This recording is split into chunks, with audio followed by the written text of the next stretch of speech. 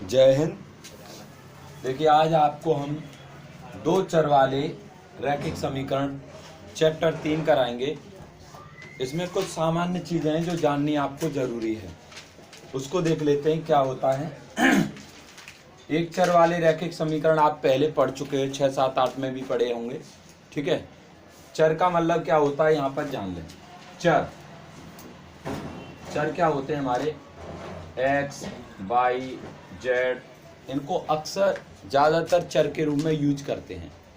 चर यानी ऐसी वैल्यू जिनका मान आपको ज्ञात न हो और चेंजेबल मान हो। कहीं पर x का मान आप 2 देखोगे, कहीं पर 1, कहीं पर 0, कहीं पर 10, कहीं पर 12, कहीं पर 25, मतलब चेंजेबल वैल्यू है। क्या है? चेंजेबल, यानी परिवर्तन जो मान में परिवर्तन होते रहते हैं। परिवर्तन होते रहते हैं। क्या होता है इसमें? मान में परिवर्तन होता है, मान परिवर्तन करता है। कहीं भी देखोगे x की वैल्यू कहीं 0 मिल जाएगी, कहीं 10 मिल जाएगी, y की वैल्यू कहीं 5 मिलेगी, 6 मिलेगी, -7 मिलेगी, -8 मिलेगी, अलग अलग प्रकार की वैल्यू को मिलेंगे, उसे हम कहेंगे चर संख्या। ठीक है। अचर क्या होते हैं? अचर में ये कहेगा कि आपको एक निश्चित वैल्यू है, एक निश्चित वैल्यू है, निश्चित मान होते हैं इसके, जो भी होगा वो निश्चित मान होगा। क्या होगा? ध्यान दें, जैसे आपने पढ़ा है 3, तो 3 की वैल्यू फिक्स है, 3 फिक्स है ना। ठीक है, और इसको यहाँ पर हम अमेरिका में यूज करें तब भी ये 3 रहेगा, इंडिया में यूज करें तब भी 3 रहेगा, है ना। यानी कांस्टेंट मान है, नियतांक है, ये फिक्स है। ठीक है, कहीं पर ये 4 भी हो तो 4 ही रहेगा, कोई चेंज नहीं होगी वैल्यू, ये 4 ही रहेगी।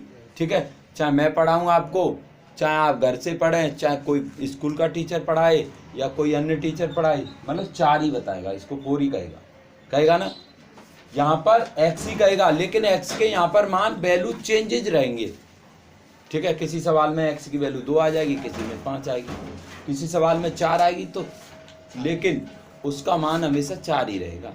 ठीक है ना। अच्छा, दूसरी बात, यहाँ पर a b c d ये वैल्यू हमें निश्चित अचर के रूप में उपयोग कर लेते हैं। ये वैल्यू बताई जाती हैं, लेकिन ये आपके पूर्णांक हैं, बताया जाएगा ये आपके पूर्णांक है। पूर्णांक का मतलब समझते हो? पूर्णांक का मतलब होता है ये आपकी नंबर लाइन है, और नंबर लाइन पर इधर को जो वैल्यू होंगी राइट हैंड की साइड में, ये तो प्लस की होंगी, ये वाली आपकी प्लस की होंगी। ठीक है, और ये अनंत तक जाती हैं, अनंत, धनात्मक, प्लस तक। ठीक है, इधर को आओगे तो ये वाली वैल्यू माइनस की हो जाती हैं, ये माइनस की हो जाएगी, और इधर को जाओगे तो ये क्या हो जाएगी? माइनस अनंत। क्या हो जाएगी? माइनस अनंत।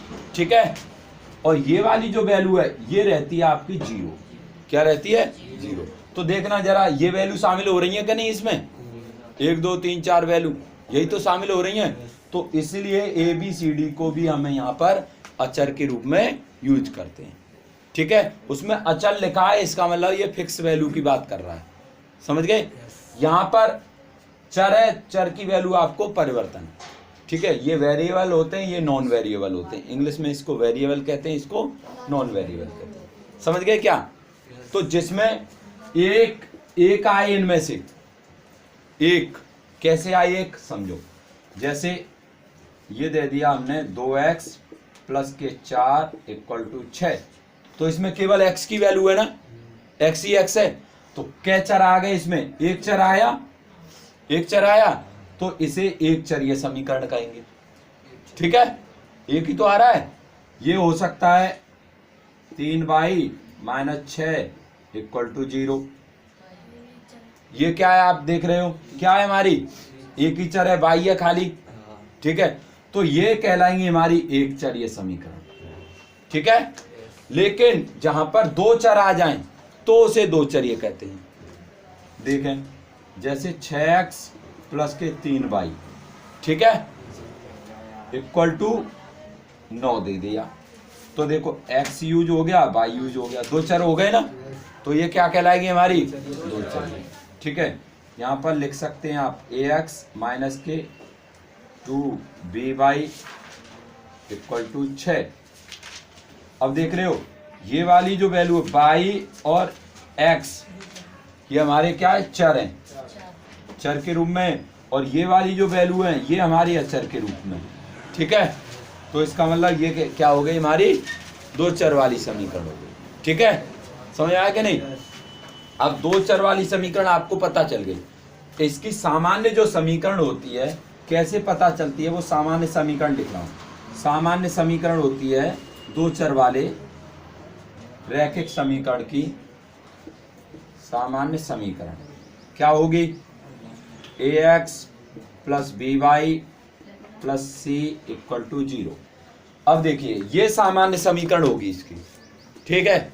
लेकिन इनका जब x और y का मान ज्ञात करोगे तो इसमें दो समीकरण होनी चाहिए। क्या होनी चाहिए, दो। लेकिन यहाँ तो हमारी एक ही समीकरण है।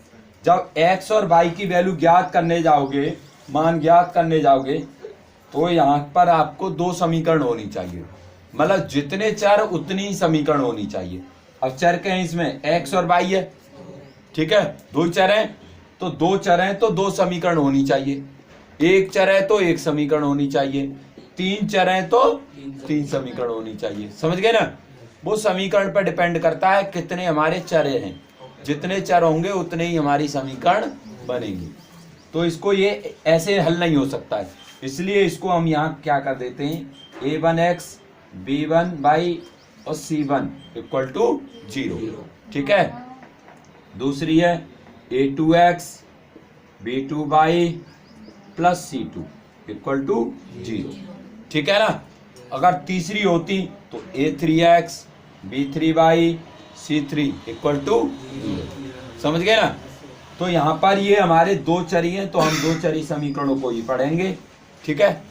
ये हमारे दो चर वाले समीकरण की सामान्य समीकरण हो जाएंगी, ठीक है। इनकी सहायता से आप x y के मान ज्ञात करोगे, और x y के मान ज्ञात करने का विधि, जो विधि यूज की गई है वो हमारी दो, वैसे तो तीन विधि हैं, लेकिन आपके अभी सिलेबस कम होने के कारण क्या कर दिया है, दो विधि कर दी है, ठीक है।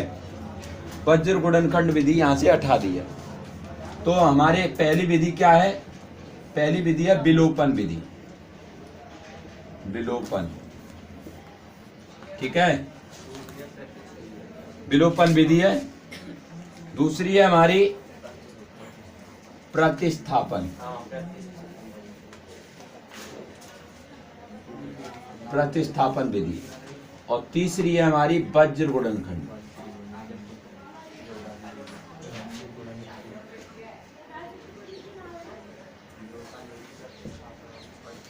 ठीक है, विलोपन विधि, प्रतिस्थापन विधि और वज्र गुणनखंड। यहाँ पर इंग्लिश में कहते हैं इसको एलिमिनेशन मेथड, सब्स्टिट्यूशन मेथड और क्रॉस मल्टीप्लिकेशन मेथड, ठीक है। तो ये चीज आपको ध्यान रखनी है। अब हम केवल विलोपन और प्रतिस्थापन विधि से इन सवालों को करेंगे, क्योंकि ये विधि आपके सिलेबस से हटा दी है, ठीक है। तो इन विधियों का यूज कर लेते हैं, बारी बारी से एक विधि को हम समझेंगे, ठीक। एग्जाम्पल के माध्यम से आप देखिए, देखिए ये जो समीकरण दिए हैं इनकी सहायता से हम एक एग्जाम्पल लेते हैं और इस एग्जाम्पल को विलोपन विधि या प्रतिस्थापन विधि से हल करके देखते हैं। दो विधि हैं, दोनों विधियों से हम अलग अलग हल करके देखेंगे। यहाँ पर आपको एक चीज़ ध्यान रखनी है सामान्य समीकरण में, कि जो a है ना, ये a1 a2 ये वाली जीरो नहीं होनी चाहिए। c1 c2 जीरो हो जाए, लेकिन a1 b1 a2 b2 ये जीरो नहीं होनी चाहिए, ठीक है। अगर ये जीरो हो गई तो हम इसे दो चर वाले रैखिक समीकरण नहीं कहेंगे, ये जीरो नहीं होने चाहिए, ठीक है। यहाँ पर ये c1 और c2 जीरो हो सकते हैं, लेकिन ये जीरो नहीं होने चाहिए। इसलिए यहाँ पर देखें आप, ये एग्जाम्पल है आपका 2x प्लस 3y बराबर 8, 4x प्लस 6y बराबर 7। तो हम इसको पहले विलोपन विधि से हल करेंगे, एलिमिनेशन मेथड से। ठीक है, तो देखें कैसे हल करते हैं। पहले क्या करेंगे, विलोपन विधि कहती है कोई भी x या y का, x के आगे मान क्या है हमारा 2, और x इस वाली x के मान क्या है 4, और यहाँ पर देखें y के मान क्या है, y के आगे 3 और यहाँ y के आगे 6। ठीक है, तो ये कोफिशिएंट हैं, इनको हम क्या करेंगे, पहले बराबर करेंगे। क्या करेंगे, बराबर। विलोपन विधि कहती है पहले इसको आपको बराबर करना है। ठीक है, और बराबर करने का तरीका है आपके पास सबसे अच्छा तरीका गुणा। क्या है, गुणा। यहाँ पर गुणा करके हम बराबर आराम से कर सकते हैं। तो कैसे करेंगे, ध्यान दें। देखिए ये 2x है और ये 4x है। अगर आप इसमें क्या कर दें, 2 का गुणा कर दें, क्या कर दें, 2 का गुणा कर दें, तो ये आपकी समीकरण। तो देखिए हम गुणा करेंगे। अब गुणा करने पर 2 का हम इधर गुणा करते हैं पूरे में। ठीक है, तो 2 का गुणा करने से क्या हो रहा है हमारे, ये 4x हो जाएगी, ये प्लस 6y हो जाएगी, ये इक्वल टू 16 हो जाएगी। तो अब देखिए आप यहाँ पर क्या है, x के भी मान बराबर हो गए, y के भी मान बराबर हो गए। तो इस प्रकार की कंडीशन आई जिसमें दोनों ही मान बराबर हो जाएं, तो आप लिखोगे उसमें कि इसके मान ज्ञात नहीं किए जा सकते, इसके मान संभावित ज्ञात नहीं, संभवतः ज्ञात नहीं किए जा सकते। ठीक है, इसका मान कोई नहीं है। ठीक, क्योंकि ये बराबर दोनों हो गए। जब बराबर नहीं हो तब हम x के और y के मान ज्ञात कर सकते हैं। तो यहाँ पर देखें, इनमें साइन चेंज करेंगे, घटाने पर लिखेंगे तो हम घटाएंगे तो ये माइनस और ये माइनस। तो देखें 4x से 4x खत्म, 6y से 6y खत्म। तो जब x और y ही खत्म हो गए तो वैल्यू किसकी निकालेंगे, तो इसलिए आप यहाँ लिख दोगे कि x और y के मान ज्ञात नहीं किए जा सकते। ठीक है ना, एक तो ये। अच्छा, इसके अलावा हम एक एग्जाम्पल लेते हैं जिसमें हम एक विलोपन विधि और प्रतिस्थापन विधि को हल कर सकें। तो इसके लिए एग्जाम्पल है आपका प्रश्नावली 3.4 का पहला क्वेश्चन ले लेते हैं। पहला क्वेश्चन है हमारा x plus y equal to 5, और दूसरी है आपकी 2x माइनस के 3y इक्वल टू 4। ठीक है, अब इसमें हम दोनों विधियों को, विलोपन विधि और प्रतिस्थापन विधि को यूज करेंगे। तो चलिए कर लेते हैं। सबसे पहले करते हैं हम यहाँ पर विलोपन विधि के द्वारा। विलोपन विधि देखते हैं हम क्या आता है। विलोपन विधि, विलोपन विधि से यहाँ पर करते हैं। तो ध्यान दें, अभी मैंने विलोपन विधि आपको बताई। क्या करेंगे हम, गुणा करके, और गुणा करना ज्यादा बड़ी बात नहीं है, आराम से आप बहुत अच्छे से समझ सकते हैं। देखें यहाँ पर हमारी क्या है वैल्यू, कोई भी आपको बराबर करना है ना, कोई x या y, कोई एक बराबर करना होगा। अगर आपसे बराबर करना नहीं आता है तो ऐसे समझ सकते हो लड़के। गौरव यहाँ पर देखें, x के आगे हम 1 मान सकते हैं, x के आगे 1, और y के आगे 1 मान सकते हैं ना। तो अब मैं चाहता हूं x की वैल्यू बराबर करूं। ठीक है, तो x की वैल्यू बराबर करना चाहता हूं, तो x के ऊपर वाले में क्या है हमारी x की वैल्यू 1, और यहाँ क्या है हमारी 2। तो 1 का गुणा तो नीचे वाली में कर दो और 2 का गुणा ऊपर वाली में कर दो। समझ रहे हो। लेकिन कोई दूसरा बच्चा चाहता है कि नहीं हम तो y बराबर करेंगे, तो y बराबर कर लो। y की वैल्यू क्या है हमारी, यहाँ पर 1 है और यहाँ पर 3। तो 1 का गुणा तो नीचे वाली से कर दो और ये वाली 3 का ऊपर वाले से कर दो। समझ गए कि नहीं। ज्यादातर आपको माइनस वाली चीजों को ध्यान रखना है, एक प्लस की एक माइनस की है। जैसे यहाँ पर x प्लस की है, x प्लस की है, यहाँ पर प्लस y है और यहाँ पर माइनस के y है। तो कोशिश आपको यही करनी है कि जो माइनस प्लस वाली जो दे रखी है उसको बराबर करना। ठीक है, तो कौन सी बराबर कर लें हम, y वाले में फायदा रहेगा या x वाले में, x नहीं, बाई वाले में, क्योंकि ये माइनस की है और ये प्लस की है। हमेशा एक प्लस की और एक माइनस की हो उसको बराबर करो, ठीक है। तो बराबर कर लेते हैं। देखिए क्या करेंगे, अभी मैंने बताया बाई वाले बराबर कर रहे हैं, तो बाई के आगे हमारे क्या नीचे वाले में 3 है ना, तो 3 का गुणा तो ऊपर कर दे रहे हैं, ठीक है, क्लियर। अच्छा, अब ऊपर वाले में क्या बाई का मान 1, तो 1 का गुणा हम नीचे वाले में करते हैं, ठीक है। और इनका गुणा करने के बाद देखते हैं क्या आने वाला है। तो 3 का गुणा x में करेंगे, कितना आएगा, आगे वाले नंबर में गुणा करते हैं, ये ध्यान रखना। 3 का 1 में करेंगे तो 3x प्लस 3 का गुणा 1 में करेंगे तो 3 पाई बराबर 3 का 5 में करेंगे तो 15, ठीक है। अब 1 का इसमें कर लो बेटा, 2x minus 3 by equal to 4। समझ गए, ये समीकरण बन गई हमारी। इसको पहली यहाँ पर नाम देंगे, इसको दूसरी, और ये हो गई हमारी तीसरी और चौथी, ठीक है। वैसे आप देख रहे हो ये वाली समीकरण में कोई चेंज नहीं है, वो ऐसी की ऐसी है, ठीक है। अब इसके बाद क्या लिखेंगे, जब साइन चेंज नजर आ रहे हैं ना, जब साइन चेंज है तो लिख देंगे समीकरणों को जोड़ने पर, और जब साइन बिल्कुल सेम है, यहाँ भी प्लस यहाँ भी प्लस, और ये दोनों बराबर कर लिए हमने, तब लिखेंगे समीकरण घटाने पर, ठीक है। तो यहाँ पर लिखेंगे हम जोड़ने पर, समीकरण जोड़ने पर। अब जोड़ेंगे तो क्या आएगा बेटा, देखो 3x प्लस 2x कितना हो जाएगा आपका, 3x प्लस 2x हो गया 5x, ठीक है।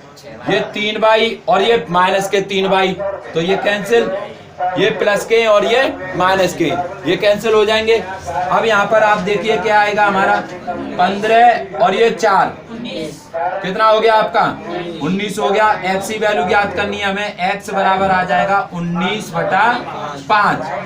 x की वैल्यू तो ये आ गई हमारी, x की वैल्यू आ गई। अब इसी के आधार पर हम निकाल लेंगे y की वैल्यू। x की वैल्यू पता चल गई, अब y की वैल्यू कैसे ज्ञात करेंगे, देखिए इसको रब कर देते हैं।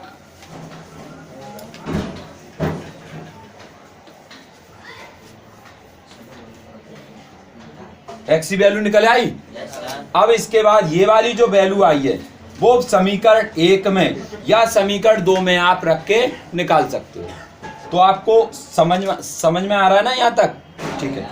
अब इसके बाद इस वैल्यू को हम समीकरण 1 में या 2 में रखेंगे, लिखेंगे x का मान समीकरण फर्स्ट में रखने पर, ठीक है। x का मान कहाँ रखेंगे बेटा, समीकरण फर्स्ट में, ठीक है। और फर्स्ट है हमारा क्या, x plus y equal to 5। तो x की वैल्यू रखेंगे कितनी, 19/5। तो यहाँ पर लिखेंगे 19/5 प्लस के y बराबर 5। अब ये देखिए गणितीय संख्या है, ये भी गणितीय संख्या है, तो हमेशा गणित की संख्या गणित के पास चली आएगी, यानी अंकीय संख्या है, ये अंकीय संख्या हमारी इधर चली आएगी, ठीक है। अब यहाँ पर क्या रह जाएगी हमारी, चर संख्या रह जाएगी, तो चर ही हमें ज्ञात करनी है, तो बाई हमारी इधर रह जाएगी, और ये प्लस की है, प्लस की संख्या इधर को जाएगी तो किसकी हो जाएगी, माइनस की। तो 5/1 मान लेंगे यहाँ माइनस के, और ये आ जाएगी 19/5। अब इसका एलसीएम लेंगे तो 5 ही आएगा, ठीक है। एलसीएम कितना आ जाएगा, 5। 1 का भाग 5 में देंगे तो कितना आएगा, 5, और 5 का गुणा ऊपर वाले से कर देंगे तो कितना आ जाएगा आपका 25, माइनस 5 का भाग 5 में दोगे तो 1 आएगा, और 1 का गुणा 19 में करेंगे तो 19 आएगा, ठीक है। ये आ गया हमारा बाई बराबर, तो बाई बराबर कितना आएगा, 25 में से 19 घटा देंगे तो 6/5। ये आ गया हमारा बाई का मान, और दोनों मान निकल आए। ये कौन सी विधि से किए थे हमने, विलोपन विधि से। अब चलिए करते हैं हम प्रतिस्थापन विधि। अब देखते हैं प्रतिस्थापन विधि से ये आंसर मैच करेगा या नहीं, क्योंकि आंसर x का मान 19/5 आया है, y का मान 6/5 आया है। तो दोनों को मान को हम यहाँ पर देख लेते हैं कि दोनों विधि से मान जो निकल रहे हैं वो सही है या नहीं है। तो अब कर रहे हैं हम प्रतिस्थापन विधि से। ये हमारी प्रतिस्थापन विधि, ये तो थी हमारी विलोपन विधि, ठीक है। अब यहां पर प्रतिस्थापन विधि, प्रतिस्थापन विधि। तो सवाल है हमारा क्या, x प्लस वाई बराबर 5, ये है 2x माइनस 3y बराबर 4, ठीक है। ये पहली समीकरण है हमारी और ये दूसरी है, ठीक। अब क्या करेंगे, देखिए पहली समीकरण है ना, इस पहली समीकरण के हम यहाँ पर मान ज्ञात करेंगे। पहली समीकरण को लिख लेते हैं, x plus y equal to 5, ठीक है। x plus y equal to 5। अब क्या करते हैं हम, x की वैल्यू या y की वैल्यू यहाँ पर हम ज्ञात करेंगे, ठीक है। कैसे ज्ञात करेंगे, ध्यान दें। x का मान निकाल लेते हैं हम यहाँ पर, x इक्वल टू, तो y को इधर भेजेंगे, y इधर आ जाएगी, क्या आ जाएगी, माइनस क्या आ जाएगी, x बराबर क्या आया हमारा 5 माइनस y, या y का मान निकालोगे तो क्या आएगी, x उधर भेज दोगे तो क्या आ जाएगी आपकी 5 माइनस x, है ना, यही तो आएगी, ठीक है। अब ये वाली जो वैल्यू आई है 5 माइनस y, अब यही वैल्यू को हमें क्या करना है, समीकरण दूसरी में रख देना है। तो यहाँ लिखेंगे समीकरण सेकंड में रखने पर, ठीक है। यहाँ पर समीकरण सेकंड में ये वाला मान रख देते हैं। तो x ये रही हमारी 2, ठीक है, ब्रैकेट लगाएंगे वैल्यू रखने से पहले, ये 5 माइनस, क्योंकि x की जगह पर रखना है, x ये रही, अब x से आगे क्या है हमारा 2 है, और x की जगह पर क्या रखना है 5 माइनस के y, 5 माइनस के y, ठीक है, माइनस 3, y को ऐसे ही रखेंगे बराबर 4, ठीक है, क्लियर हुआ। अब 2 का बेटा इसमें गुणा करो, तो 2 का गुणा करेंगे अंदर, तो कितना आएगा 10 माइनस के 2y माइनस के 3y इक्वल टू 4, ठीक है। अब क्या करेंगे हम यहाँ से, अब देखिए ये वाली जो वैल्यू निकली है हमारी, ये 2y और ये 3y, ये माइनस माइनस के दोनों, और माइनस माइनस के क्या हो जाएंगे, जुड़ जाएंगे, और 10 को हम इधर भेज देंगे, ये अंकीय संख्या है, 10 को इधर भेज दो, तो कितना आ गया आपका माइनस के 5y, ये दोनों जोड़ेंगे क्योंकि माइनस माइनस साइन है तो माइनस का ही साइन आएगा, ठीक है। ये आ जाएगा आपका 4, और 10 को इधर भेजेंगे तो कितना आएगा बराबर के बाद, ये माइनस का, ठीक है, क्लियर हुआ। अब देखिए ये माइनस के 5y इक्वल टू, ये माइनस के 10 हैं, ये प्लस के 4 है, ठीक है, तो माइनस के क्या आएंगे, माइनस के 6, ठीक है। अब देखिए ये 5 है, 5 क्या हमारा अंकीय संख्या है, और अंकीय संख्या हमारे y के साथ है, यानी चर संख्या के साथ है, गुणा में है, और गुणा में जो संख्या होती है वो किस में चली जाती है, भाग में। तो y बराबर कितना आएगा हमारा, माइनस के 6 बटा माइनस के 5, माइनस से माइनस कट हो जाएगा, कितनी वैल्यू आ जाएगी 6 बटा 5, ये आ गई आपकी y की वैल्यू। देखना जरा, ये तो हमने किया प्रतिस्थापन विधि से, और ये किया था हमने विलोपन विधि से। तो y का मान कितना था 6 बटा 5, और इसका भी मान कितना है हमारा 6 बटा 5, समझ गए ना। अब जो 6 बटा 5 आई है, ये वाली वैल्यू को इस जगह पर रखेंगे, यहाँ पर x के मान में, x का मान हमने निकाल लिया था 5 माइनस के y, तो ये वाली वैल्यू को उठा के यहाँ रख लेना, ठीक है। तो यहाँ पर रख लेते हैं हम, क्या है x इक्वल टू कितनी हमारी 5 माइनस के y, और y की वैल्यू कितनी हमारी 6 बटे 5, इसका एलसीएम लेंगे, ठीक है, ये 25 आ जाएगा, तो लिखेंगे आप x इक्वल टू, ठीक है, 25 माइनस के 6, ठीक है, अपॉन 5। कैसे किया है, देखो इसका इसमें गुणा कर लो, अगर एलसीएम ले रहे हो तो ठीक है, नहीं ले पा रहे हो तो ऐसे 5 का 5 में गुणा करोगे 25, फिर इसका इससे माइनस बीच में तो माइनस लगाओगे, 6 का 1 में करोगे तो 6 का 6, फिर इसके बाद इन दोनों का आपस में, ठीक है, 1 का गुणा 5 में करोगे तो 5, ठीक है। अब क्या आ जाएगा आपका आंसर 19/5। ये वैल्यू आ गई हमारी किसकी, x। तो x बराबर कितनी आ गई 19/5। ठीक है, समझ आया कि नहीं। अब दोनों विधि आपने देखी और दोनों विधियों से आंसर आपका आया सेम। आई होप आपको इतना समझ में आया होगा। मिलेंगे नेक्स्ट वीडियो में, तब तक के लिए जय हिंद।